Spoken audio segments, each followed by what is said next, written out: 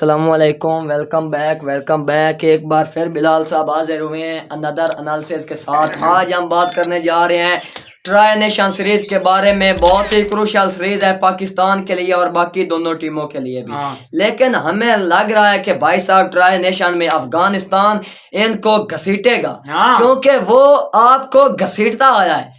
आपके लिए tri nation बहुत ही इम्पोर्टेंट है। ये तो आपको एक प्रिपरेशन का मौका मिल गया, लेकिन आप इसको अगर अच्छे तरीके से हैंडल नहीं करते, विकेट्स को अच्छे तरीके से यूटिलाइज नहीं करते, बॉलर्स और बैटर्स को अच्छे तरीके से यूज नहीं करते, तो ये आपका अजाब, आपके लिए अजाब और आपकी बर्बादी का सबब बन सकती है और आपके मुराल को लेकर डूब सकती है। भाई साहब, अफगानिस्तान वो टीम है जो पाकिस्तान को हर दफा टफ टाइम देती है, बल्कि घसीटती, लोहे के चने चबाती, पना फिल्ला करती और इनके पिछवाड़े बंद करती। अफगानिस्तान वही अफगानिस्तान है जिसने आपको 2023 वाले वर्ल्ड कप में आपके घंटे की कप्तानी में आपको घसीट कर पटक के मारा था। आपको इब्राहिम जदरान ने किस तरह मारा था आपको याद होगा। उनका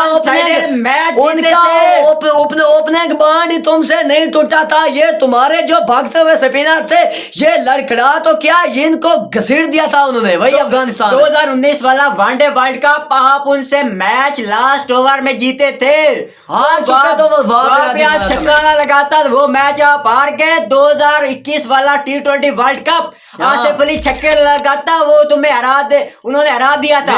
2022 वाली वो सीरीज जो शारजा में हुई, वो तो कंडीशन उनके फेवर की थी, लेकिन जो कंडीशन उनके फेवर में नहीं होती वहां भी वो आपको टफ टाइम देती है। 2019 वाला वर्ल्ड कप इंग्लैंड में था, इंग्लैंड में उन्होंने टफ टाइम दिया। 2023 वाला वर्ल्ड कप था इंडिया में, वहां उन्होंने आपको हराया। ये तो सीरीज भाई साहब उनके होम में है, और ये जो ट्राई नेशन सीरीज है, ये तो तुम्हारे लिए बहुत ही टफ होने वाली है। बल्कि आप ऐसा समझे, ये तुम्हारे लिए एक अजाब की तरह है। वो अजाब बनकर तुम्हारे ऊपर टूटेंगे। हम जानते हैं ये जो तुम्हारे लंगड़े बैटर्स और ये फना फिल्ला हुए घिसे पीटे बैटर्स हैं, हम इनको जानते हैं, हमें इनकी हकीकत का पता है। आप इमेजिन करें, इमेजिन ना करें, बल्कि होगा शारजा का हो विकेट, उसके ऊपर 4 mystery spinner Rashid Khan front से लीड करते, मुजीबुर रहमान नया गेंद करेगा। जो बंदा T10 में नया गेंद करता है वो T20 में और अपने फेवरेट विकेट पर इनको कैसे घसीटेगा आपको पता है। मुझे T10 में नया बॉल करता है। नूर अहमद पीले दिनों उसने की है बॉलिंग उधर इंग्लैंड में, क्या वो 100 लीग चल रही है, उसमें किस तरह की बॉलिंग की मैं आपको बता नहीं सकता। कभी इधर सुफियान मुकीम से भी वो बेहतर है। तो भाई साहब उसके साथ मोहम्मद नबी, उनके ये चारों खिलने हैं और ये स्पिनर के कितने फरूकी, ये स्पिनर के आगे किस तरह से इनकी बच जाती है, इनकी फट जाती है, आप सभी अच्छी तरह से वाकिफ हैं। लिहाजा आपको बता रहे हैं कि अभी तक स्क्वाड नहीं आया, लिहाजा स्क्वाड वो अनाउंस करना, चाहे वो पीछे खेले नहीं, चाहे वेस्ट इंडीज वाली, चाहे बांग्लादेश वाली सीरीज नहीं खेले, लेकिन वो उन स्पिनर्स को नजर में रखकर, उन विकेट्स को नजर में रखकर स्क्वाड अनाउंस करना। भाई साहब ये इस सीरीज में पाकिस्तान का जो बांग्लादेश में हाल हुआ है, उससे भी बुरा होने वाला है। यार उनके तो फास्ट बॉलर थे, उन्होंने इनको घसीट दिया था। बता रहे हैं 2 वीक रहती है, अभी स्क्वाड नहीं आया अभी, लेकिन आपको बता रहे हैं स्क्वाड कुछ सोच कर अनाउंस करना। यूएई को तो तुम्हें लग रहा है तुम हरा दोगे, हो भी सकता है, यूएई तो वो तो इतनी टफ ऑपोजिशन है ही नहीं, उसको तुम इजीली हरा सकते हो। लेकिन जो अफगानिस्तान है वो भाई साहब नहीं छोड़ेगी।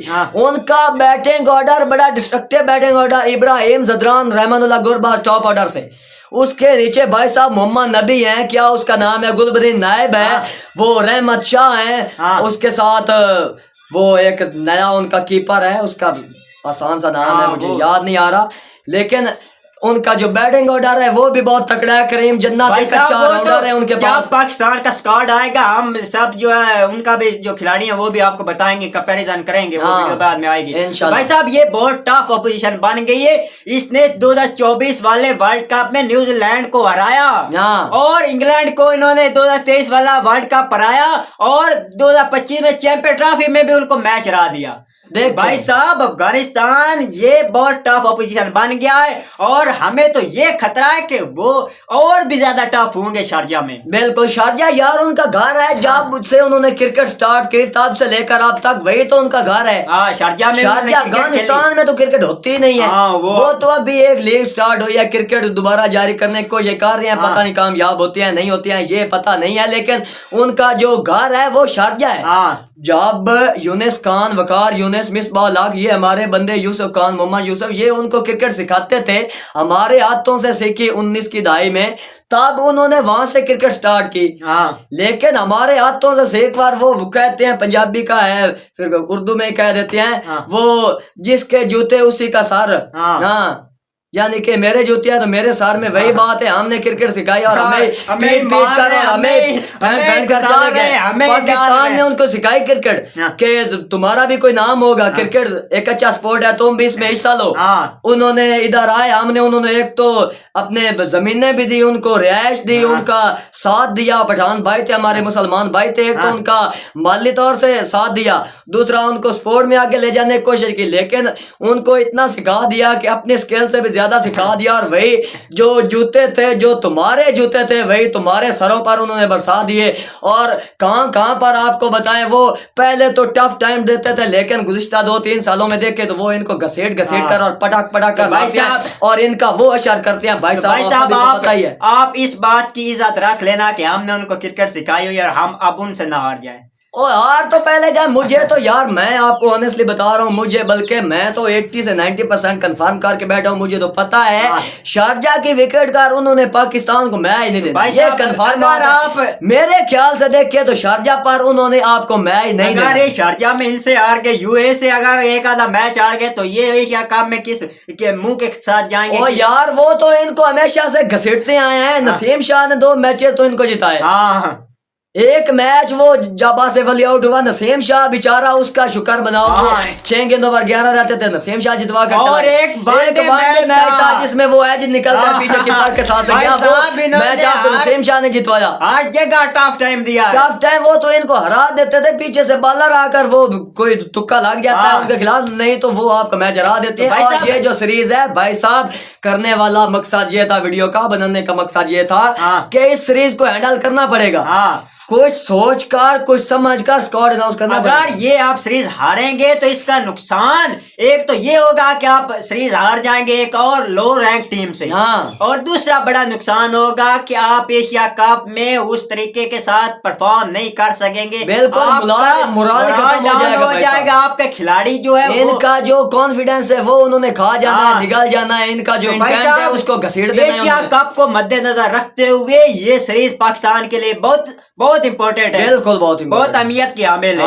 तो एशिया कप में भाई साहब आपको जीतना पड़ेगा, यूएई से तो आपको सब मैच जीतने पड़ेंगे, और अफगानिस्तान से भी आपको भाई साहब, आप ऊपर लेवल आपका है, आप ऊपर लेवल की टीमों में शुमार होते हैं, अफगानिस्तान जैसे भी है, लेकिन अभी तो वो अभी तक तो भाई साहब रैंकिंग में देखे, पूरे लिहाज से देखे, पूरे सिस्टम को देख के तो पाकिस्तान उनसे तो ऊपर ही है। वैसे तो ये भी आपको पता ही है, हमें बताने की जरूरत तो नहीं, आप सभी जानते ही हैं, लेकिन अफगानिस्तान से तो बेहतर है और उनसे आपको जीतना पड़ेगा, क्योंकि वही कंडीशंस होनी है। 3 तो ग्राउंड है, ट्राई नेशन वहां पर है शारजा में, बाकी दुबई और अबू धाबी में मैच है, तो वो एक ही मट्टी है, एक ही सरजमीन है, उनके स्पिनर हिलने नहीं देने आपको। उनके पास 4 ऑप्शन है, इनके पास मिलता नहीं, किसको ले जाएं किसको ना ले जाएं, इनको मिलता कोई नहीं। तो उनके पास 4 पक्के स्पिनर्स हैं भाई साहब, जिनके 12 ओवर तो पक्के हैं। 3 तो राशिद ने करने हैं, हमारी तरफ से नूर ने करने हैं, नबी ने करने हैं। हमारी तरफ से स्पिन किसने करनी है? सैम अयूब और सलमान आगा और खुशदिल शाह और मोहम्मद नवाज मैच विनर। ये हमारे स्पिनर भाई साहब। अगर टीम को मद्देनजर रख के देखे तो भाई साहब कुछ जो कंपटीशन नहीं दिखाई दे रहा, कोई कंपेबिलिटी नहीं हमें दिखाई दे रही भाई साहब। तो भाई साहब हमें तो अभी से खतरा ये लग रहा है कि हम ये सीरीज हारने जा रहे हैं, लेकिन ये दुआ कर रहे हैं कि भाई साहब आप ये सीरीज जीत जाएं, ताकि हम एशिया कप में किसी अच्छे तरीके के साथ चले जाएं। बिल्कुल।